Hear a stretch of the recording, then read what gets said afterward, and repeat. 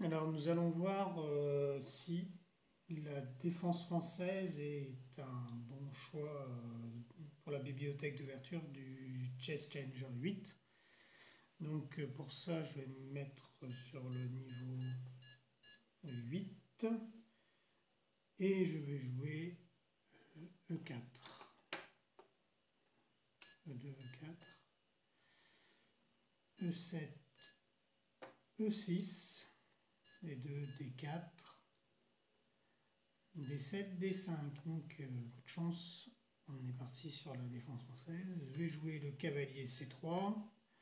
Il répond par le cavalier F6. Je vais jouer le fou G5 et il va répondre par fou E7. Je vais jouer E5 qui chasse le cavalier. Le cavalier vient en D7. J'échange le fou en faisant fou prend E7. Et donc là, on sort du répertoire d'ouverture et l'échiquier réfléchit. Donc évidemment, les noirs jouent dame prend le fou en E7. Et ici, je vais jouer F4 pour protéger le pion E5, parce qu'à un moment ou un autre, le pion D4 sera échangé. Donc ici, le Chess Challenger répond par cavalier C6 pour attaquer le pion D4. Théoriquement, il faudrait pousser C5. Moi, je réponds par cavalier F3. Pourquoi est-ce qu'il faut répondre par cavalier F3 alors qu'on protège déjà le pion D4 avec la dame? Parce que tout simplement, la pièce est attaquée une fois. Le pion D4 a été attaqué une fois par le cavalier et défendu une fois.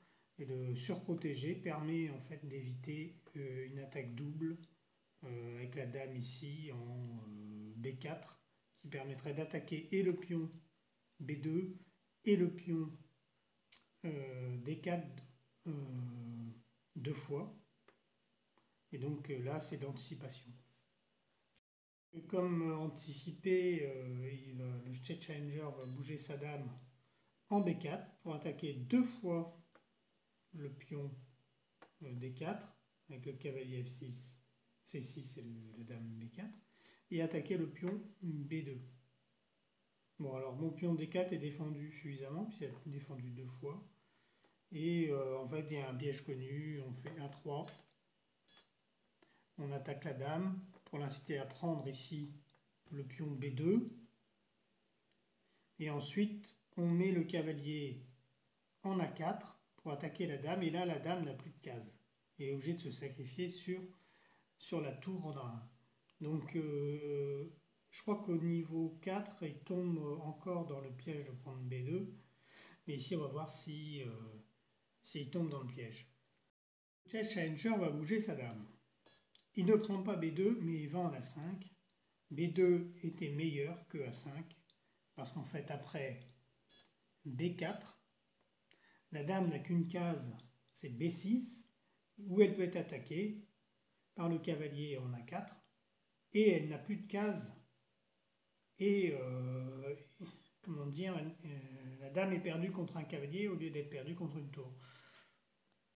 Donc évidemment, le Chess Challenger joue dame B6, d'où je vais l'attaquer avec le cavalier en A4. Donc là, ici, la dame n'a plus de cases.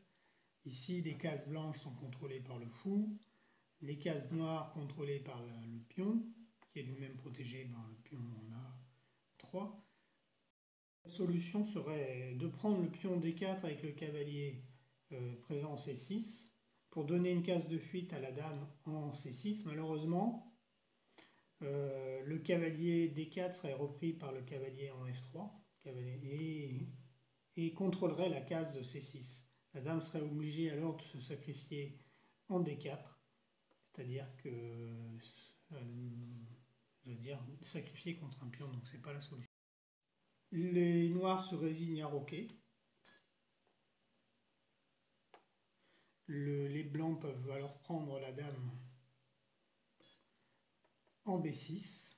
Donc les blancs gagnent la dame contre un cavalier, c'est-à-dire qu'en fait, le chess challenger a évité le piège dame prend B2, comment dire, qui aurait enfermé la dame et qui l'aurait obligé à l'échanger contre une tour. Et en jouant le pire coup qui soit, c'est-à-dire dame à 5, qui l'enferme et l'oblige à échanger la dame contre un cavalier.